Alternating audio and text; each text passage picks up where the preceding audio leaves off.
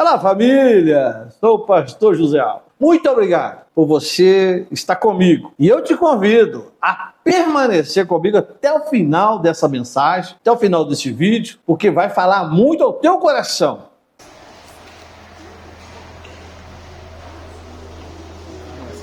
Carta de Paulo aos Coríntios, no capítulo de número 15, versículo de número 1. Nós vamos ler do 1 ao 11. Amém? 1 Coríntios, capítulo 15, verso 1, diz assim a palavra de Deus: Irmãos, quero lembrá-los do evangelho que preguei a vocês, ao qual vocês receberam e no qual estão firmes. Por meio deste evangelho, vocês são salvos, desde que se apeguem firmemente à palavra que preguei. Caso contrário, vocês têm crido em vão. Pois o que primeiramente lhes transmiti foi o que recebi, que Cristo morreu pelos nossos pecados, segundo as Escrituras, foi sepultado, ressuscitou no terceiro dia, segundo as Escrituras, e apareceu a Pedro, depois aos 12, depois disso apareceu a mais de 500 irmãos, de uma só vez, a maioria dos quais ainda vive, embora alguns já estão adormecidos. Depois apareceu a Tiago, então a todos os apóstolos. Depois desses apareceu também a mim, como um que nasceu fora de tempo, pois sou menor dos apóstolos e nem sequer mereço ser chamado apóstolo, porque persegui a igreja de Deus. Mas pela graça de Deus sou o que sou, e a sua graça para comigo não foi inútil, antes trabalhei mais do que todos eles. Contudo, não eu, mas a graça de Deus comigo. Portanto, quer tenha sido eu, ou quer tenha sido eles, é isso que pregamos, e é nisso que vocês creram. Vamos orar? Palavra viva, eficaz, transformadora, palavra do Senhor, palavra que renova, palavra que transforma. Jesus, um dia o Senhor fez grandes coisas na vida desse homem, nessa cidade de Corinto, e a tua palavra ela tem sido lida nos nossos dias e acreditamos que o Senhor ainda faz. Em nome de Jesus, nós acreditamos que o Senhor está perto, nós acreditamos que a sua volta é breve. E por isso, Senhor, prepara os nossos corações e nos ajude, Senhor, a preparar os corações de outros, para que eles venham, Senhor, em nome de Jesus, sentir o desejo de ser salvo pelo Senhor e morar na eternidade. Que haja em nós, homens e mulheres, ó Pai, vontade, desejo de pregar a tua palavra assim como ela é, em nome de Jesus. Fala conosco, ó Pai, do jeito que o Senhor apraz. E onde quer que a nossa voz esteja chegando, ó Pai, as pessoas entendam que tudo isso é alarido de louvor e glória a Ti. Porque aqui nós estamos, ó Pai, para honrá-lo, porque o Senhor é digno. Te louvamos por tudo em nome de Jesus. Amém e amém. Irmãos, essa carta de Paulo, escrita aos Coríntios, ele escreveu aproximadamente 4 ou 5 anos depois de que ele esteve lá na cidade de Corinto. A primeira visita de Paulo a essa cidade aconteceu no ano 50, em sua segunda viagem missionária. Paulo depois passou por lá mais 2 vezes. Foi 3 vezes o número de visitas que Paulo passou por aquela cidade. Mas a primeira ele estabeleceu quase uma morada, foi um bom tempo para fazer aquilo que Deus lhe colocou ao mundo para fazer, que era pregar a palavra de Deus e abrir igrejas, porque ele era um apóstolo. E Paulo chega naquela cidade, uma cidade grande, totalmente idólatra, que naquela época Corinto tinha aproximadamente 250 mil pessoas. Era uma grande cidade, um grande centro comercial de pessoas inteligentes e de pessoas que eram escravizadas pelo poder financeiro de alguns. Ali em Corinto acontece o que acontece nos dias de hoje. Quem tem muito dinheiro, muitos deles pisam nos que não têm.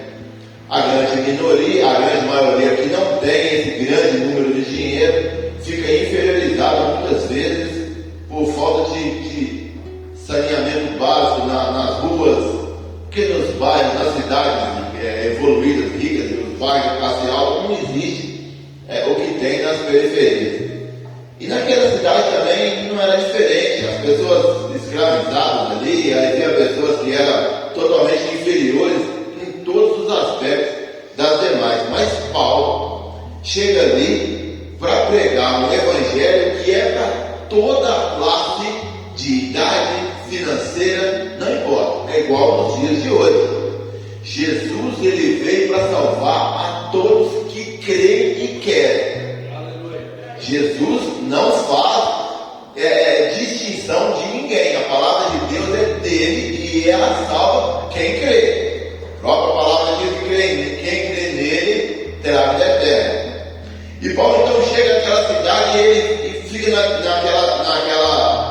fixa então uma igreja ali. E depois Paulo continua a sua viagem missionária e depois de aproximadamente 4 ou 5 anos, não se sabe ao certo o tempo que ele escreveu essa carta, o tempo que ele demorou a escrever essa carta, mas o certo isso que nós lemos foi escrito a uma igreja que estava bem estruturada dentro de uma cidade.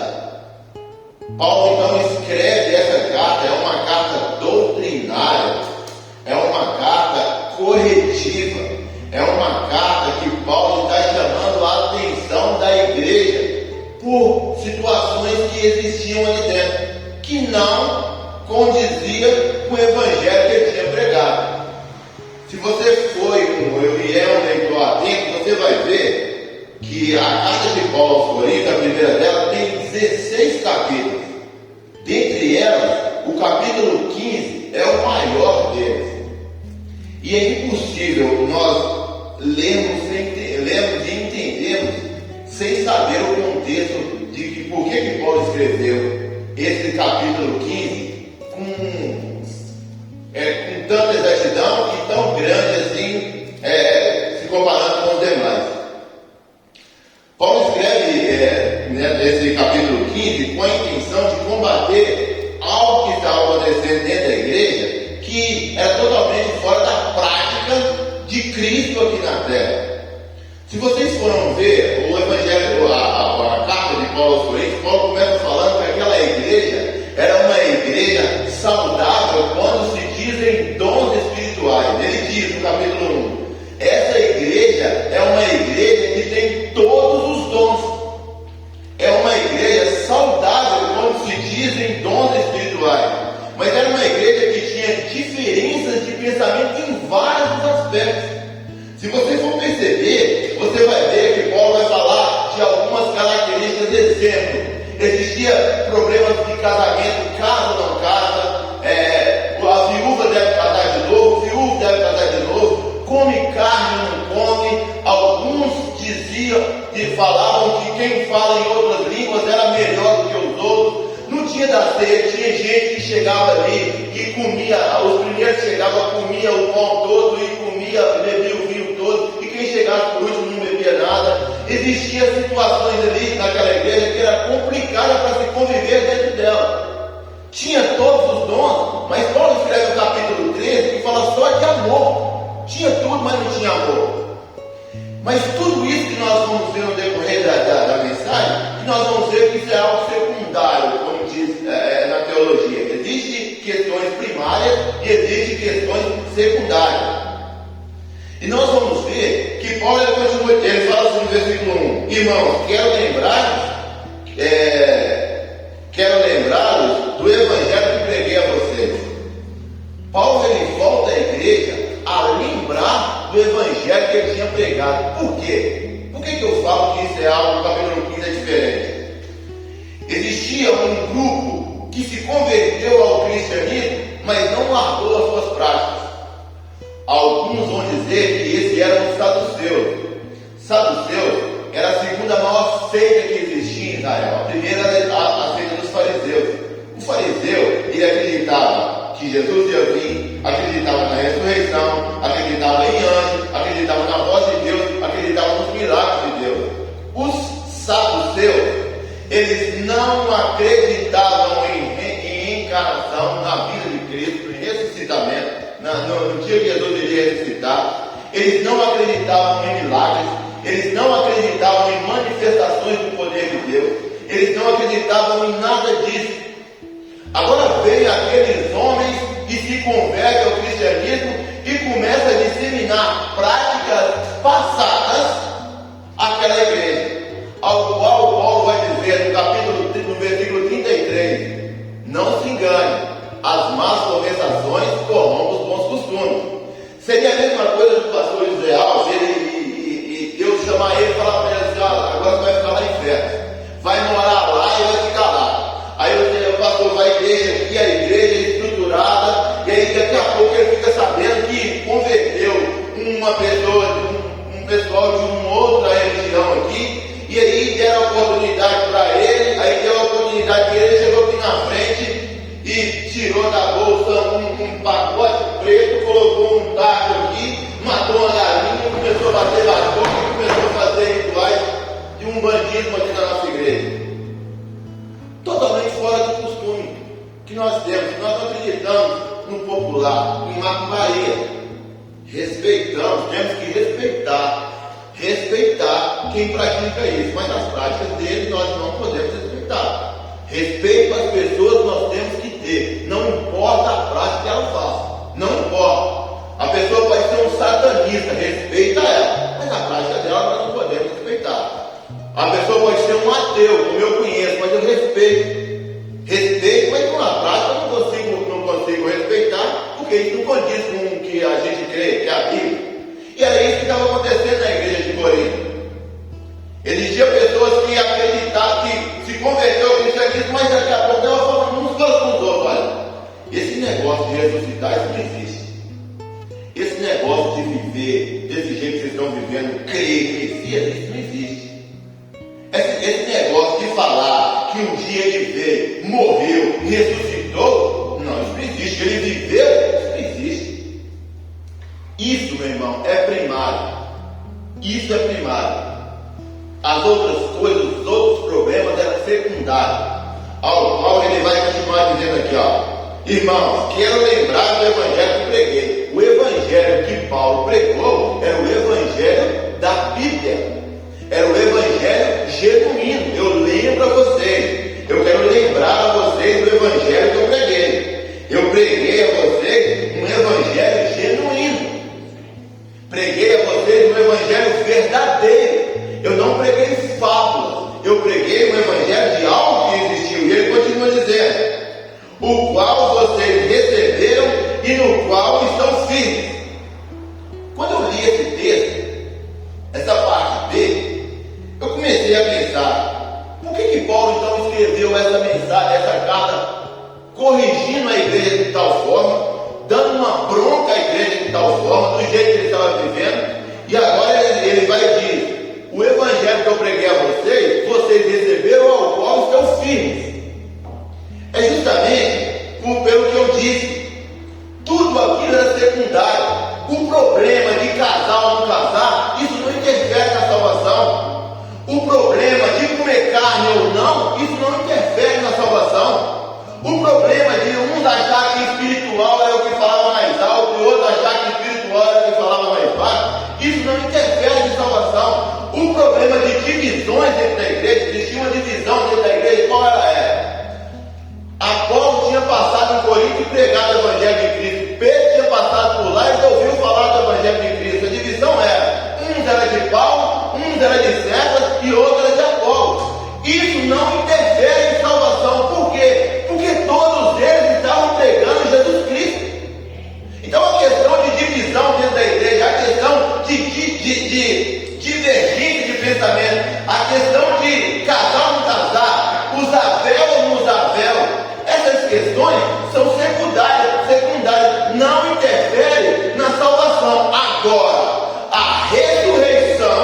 Isso sim, isso interfere e muito, porque a ressurreição de Cristo é algo que faz parte do projeto de Deus na vida de Cristo aqui na terra. O povo de Israel esperava um homem que iria trazer paz em definitivo, que ia trazer governo em definitivo, que ia trazer o reino de Deus em definitivo. O povo de Israel esperava esse homem. E qual era o projeto? Ele vai vir e vai ter um reino que nunca mais vai ter fim. Jesus veio, Jesus padeceu, Jesus pregou, Jesus fez tudo o que ele fez, que nós conhecemos através da Bíblia. Jesus morreu. O que falta para completar tudo isso?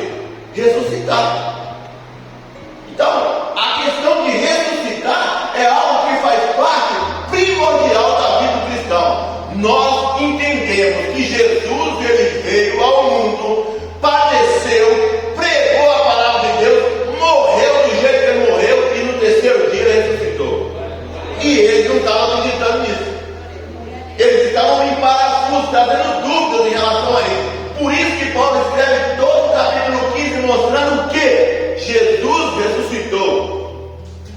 E aí eles vão e falam, Paulo vai e fala, esse evangelho que eu vos preguei é um evangelho ao qual vocês estão firmes, por mais que tinha divergência de pensamento, por mais que tinha falta de amor entre um ou outro, por mais que tinha má organização ou má administração dos pastores da igreja de Corinto, tudo isso era resolvido com diálogo, com oração e com uma correção. Agora, o simples fato de achar que Jesus não ressuscitou era algo que interferia primordialmente na salvação dos irmãos das igrejas de Corinto. Paulo então ele diz à igreja de Corinto: vocês lembram do evangelho que eu preguei a vocês, ao qual vocês estão firmes? Lembra? O evangelho que eu preguei a vocês é um evangelho verdadeiro. Ele continua dizendo, versículo 2: por meio desse evangelho vocês são salvos. Por meio desse evangelho que eu preguei, por meio dessa palavra vocês são salvos. Eu perguntei para algumas pessoas, por curiosidade, a gente conversa com algumas pessoas, eu perguntei, por quê? Quando você vai para a igreja e fala para a pessoa, quando você está pregando para alguém, você fala para ela, você precisa ir para a igreja, aceitar Jesus para você ser salvo. Salvo de quê? Salvo de quê? É uma coisa tão simples que muitos não sabem responder. Mas eu vou dizer para você: a Bíblia diz que o homem existia uma condenação sobre a vida do homem. Existia uma condenação e existe uma condenação sobre a vida do homem. Jesus ele veio e salvou o homem dessa condenação do inferno. O homem que tem Jesus é salvo do inferno. O homem que anda em Cristo, ele é salvo do inferno. Paulo agora diz, por meio deste evangelho, vocês são salvos da condenação do inferno. Por meio desse evangelho, vocês receberão a salvação da sua alma. Por meio desse evangelho, e não tem outro. Pode ter teatro, pode ter peça, pode ter tudo que for, pode ter musical, pode ter tudo, mas nada substitui a pregação do evangelho. Pode ter encenação, pode ter cantada, pode ter tudo, mas nada substitui a pregação genuína do evangelho. É a forma mais eficaz que Deus deixou para mim e para você fazer, pregar o evangelho. Por isso, meu irmão, ele escreve uma carta a Timóteo e diz: Timóteo, pregue a palavra, a tempo e fora de tempo, pregue a palavra. Por mais que alguns venham interferir, pregue a palavra. Por mais que você tenha dificuldade, pregue a palavra. A única forma que o homem pode receber a salvação é através da pregação da boa nova, do evangelho, da palavra de Deus. Não existe outro. Paulo então ele diz: pelo meio desse evangelho, a pregação da palavra, vocês serão salvos do inferno. E ele continua dizendo: desde que fiquem firmes na palavra que eu preguei. Existem etapas. Primeiro você escuta a palavra de Deus, você recebe a palavra de Deus e fica firme na palavra de Deus. Paulo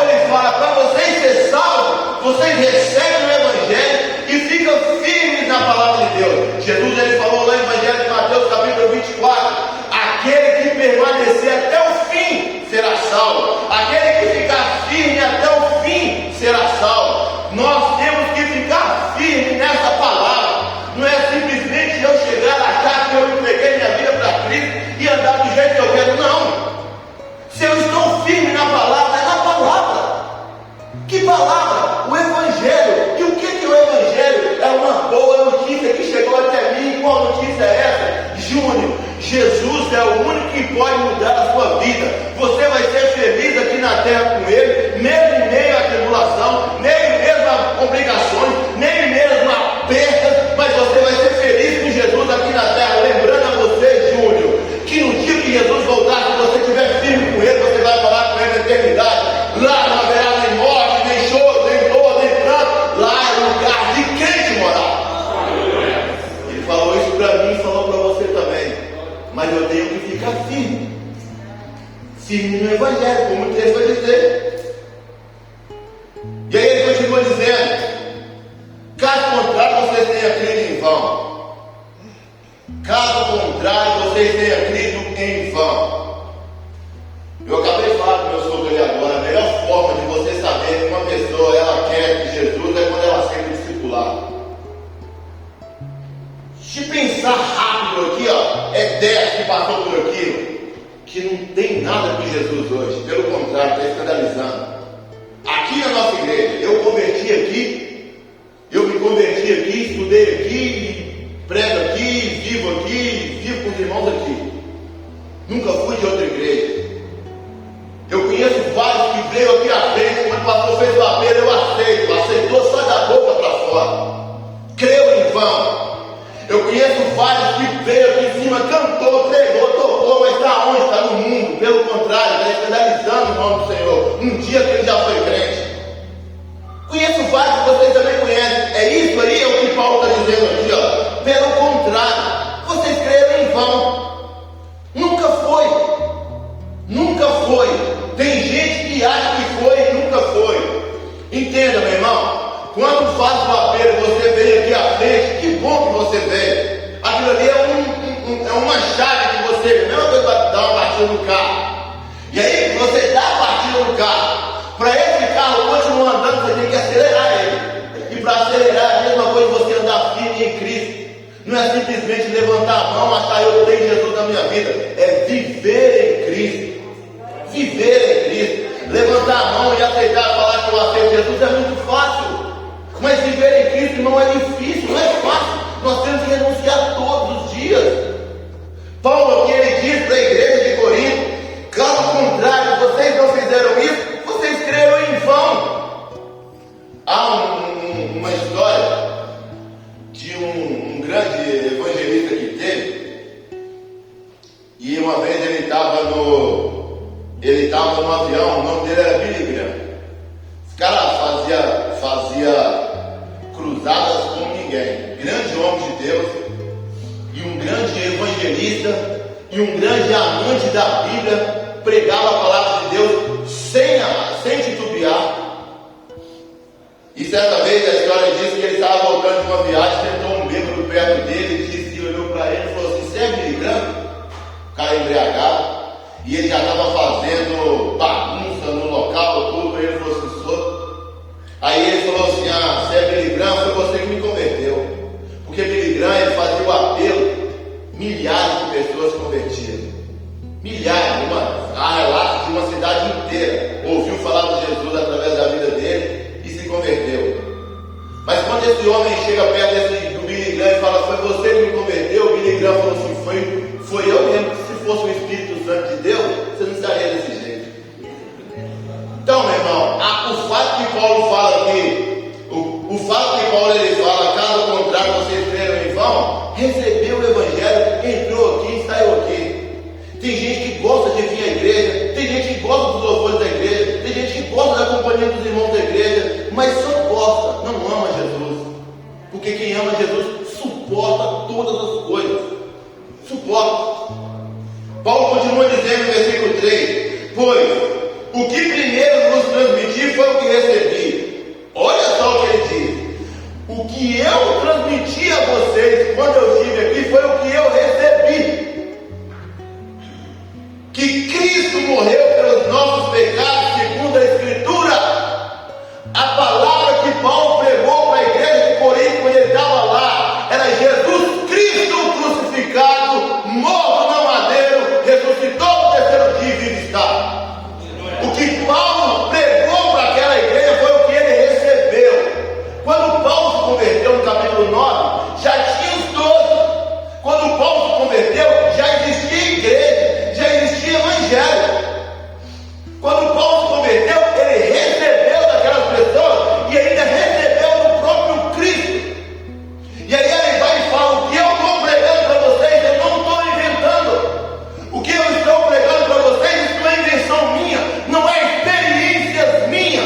Experiências, meu irmão, é pessoal. A experiência é sua. Não baseie a experiência minha.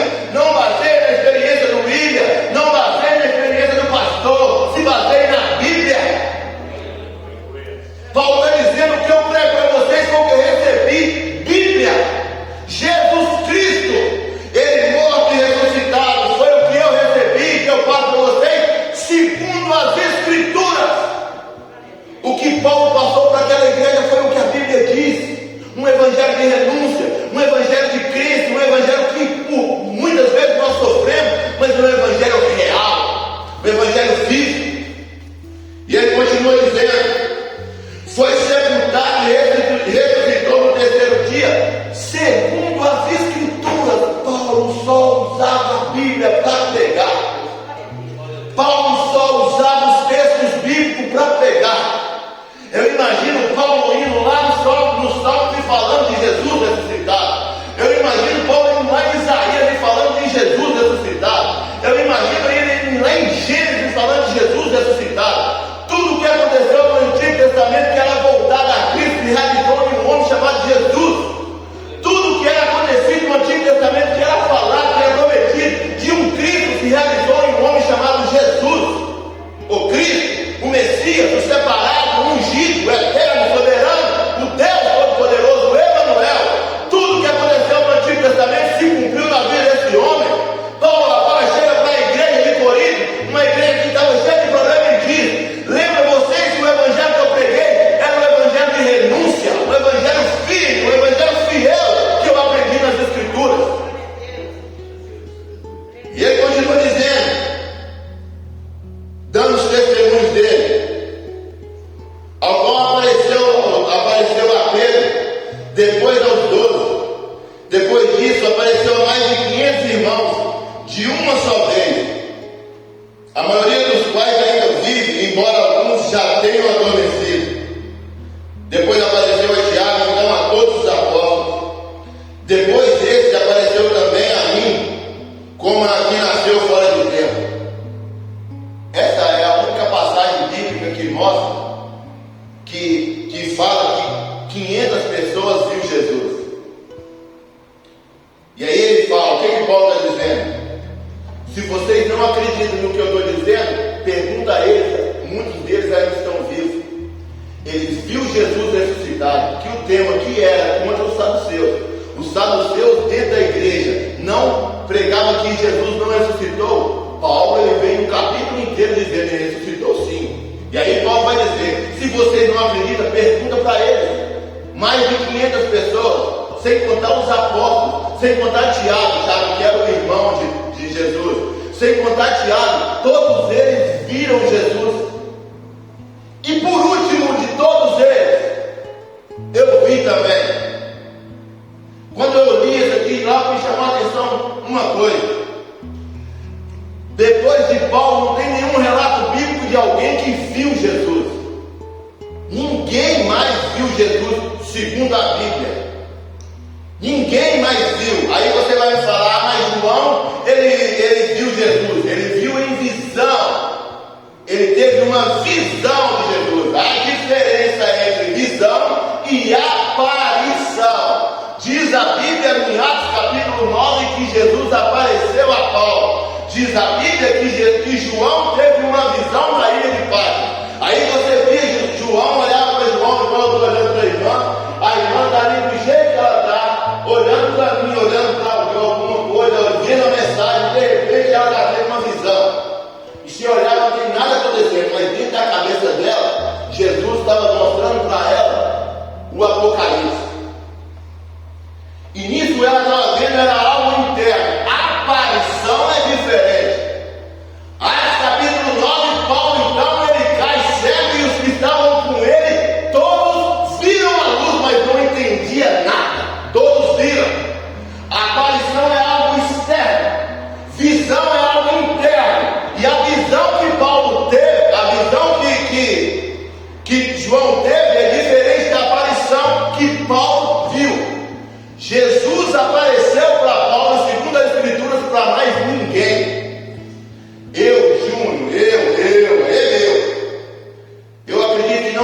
mais apóstolos. Aí é eu. Se você acredita, eu te respeito. Existe um monte de homens intitulados aí apóstolos. O Senhor não disse isso aqui, se eu disse, eu repito. Um apóstolo igual o Paulo, ele escrevia, se fosse William, amanhã está repreendido isso em sua vida, meu irmão. Você se intitula um apóstolo. Você escreve bem, escreve uma carta, tira uma carta muito bonita. Paulo, apóstolo, ele escrevia uma carta e virava a Bíblia. Pedro escrevia uma carta e virava a Bíblia. Apóstolo, ao meu ver, segundo o meu entendimento bíblico, para mim, apóstolo é só aquele que viu Jesus. Tanto que esse ministério apostólico que a Bíblia diz igual esses homens, não teve mais nenhum. Paulo foi o último. Mas a Bíblia diz que uns tinham alguns dons, mas eu falo em relação a uns apóstolos que nós vemos aí. O cara se intitula apóstolo e acha que ele é igual Pedro. Ele acha que ele é igual Paulo. E o problema disso tudo é que um monte vai na ideia dele e o trata como um apóstolo esse homem. Deus é toda honra, Deus é toda glória, Jesus é nosso Senhor. Mas esses homens têm que se honrar. Porque iguais esses, meu irmão, eles estavam fazendo, Deus estava usando eles para fazer a base da igreja, ao qual nós vivemos segundo a doutrina dos apóstolos. É isso que nós vivemos. E Paulo, ele vai dizer: por último apareceu a mim. Por último, ele apareceu a mim. Foi só menor dos apóstolos, e nem sequer merece ser chamado de apóstolo, porque persegui a igreja de Deus. Mas pela graça de Deus sou o que sou. E a sua graça para comigo não foi inútil. Antes trabalhei mais do que todos eles. Contudo, não eu, mas a graça de Deus comigo. Paulo não andou com Jesus, mas fez muito mais para Jesus aqui na terra, quando se diz pregar o evangelho, do que todos aqueles que andaram com Jesus. E quando eu vejo esse texto, eu vejo, irmãos, algumas situações. Paulo, ele fala aqui, ó: eu não andei com Jesus, mas eu fiz mais do que ele. Não há problema nenhum você dizer que é bom naquilo que você faz. Não é problema nenhum. Às vezes as pessoas chegam e tocam. Eu gosto muito do Ezequiel tocando bateria. Eu acho que ele toca muito bateria. Aí eu chego para ele e falo assim: meu irmão, você toca muito, você toca bem bateria. Ele chega: não toco não. Não toco nada não. Aí você chega para a Camila, que toca baixo muito bem. Aí eu chego para ela e falo: Camila, você toca muito bem. Não toco não, só tocando. Isso falta modéstia. Se Deus te honrou para fazer isso, fazer bem, não tem nada a ver você reconhecer que você faz bem, mas faça igual a Paulo. Eu fiz muito mais do que ele, mas tudo foi pela graça de Deus. Tudo foi por Deus. Nós temos excelentes pastores. Falha? É claro que é, são homens, mas são bons homens. Aí eu chego para ele e falo: não sou nada. É sim, não tem problema nenhum. Reconhecer que você é bom no feito que Deus colocou você para fazer. O que você tem que fazer é: faça para a glória de Deus. Faz igual Paulo. Eu fiz mais do que eles, mas tudo foi porque Deus me deu graça. Quando eu falo, às vezes as pessoas chegam para mim e falam assim: irmão, aquela mensagem que você pregou, o sermão, meu irmão, tudo foi Deus que deu graça. Tudo foi Deus que deu graça. Aí eu chego e falo: não, meu irmão, eu sou ruim, mas lá no fundo eu quero dizer: não, eu fui bem mesmo, Deus me deu graça. Naquele dia Deus me inspirou e foi uma bênção. E é isso que eu tenho que reconhecer, igual o Paulo reconheceu. Contudo, não eu, mas a graça de Deus. E aí ele termina dizendo: portanto, quer ter sido eu, quer ter sido ele, ou isso que pregamos, é nisso que vocês creram. Ou foi Paulo, ou foi Cefas, ou foi Pedro que pregou, e eles creram. Eles pregaram Bíblia, e isso é bom, porque vocês creram em alguém que prega a palavra de Deus e prega que Jesus Cristo é o Senhor da vida deles. É isso que ele quis dizer. Contra, meu irmão, qualquer situação adversa, a Bíblia tem parâmetro para acabar com toda heresia. Toda heresia. que na vida dos irmãos que pregam aqui dizer algo que não condiz com a palavra de Deus. Eu tomo muito cuidado, porque nós temos bons pregadores. E outra coisa, meu irmão, não queira, talvez você, gente, fale, eu quero ser o melhor. Eu não quero ser o melhor pregador, mas eu quero ser um bom pregador. Que a Camila não queira ser a melhor baixista que existe aqui, ao ponto de chegar e falar, mas que ela seja uma boa baixista. Lembra, meu irmão, tudo que você faz tem que ser para Deus. Se o pastor te chamar para cantar, meu irmão, cante para Deus. Se o pastor te chamar para tocar, toque para Deus. Aí existe pessoas que têm esse pensamento. Mas Deus, Ele sabe de todas as coisas, Ele está vendo, é para Ele. Meu irmão, se é para Ele, então se esmere. Se esmere.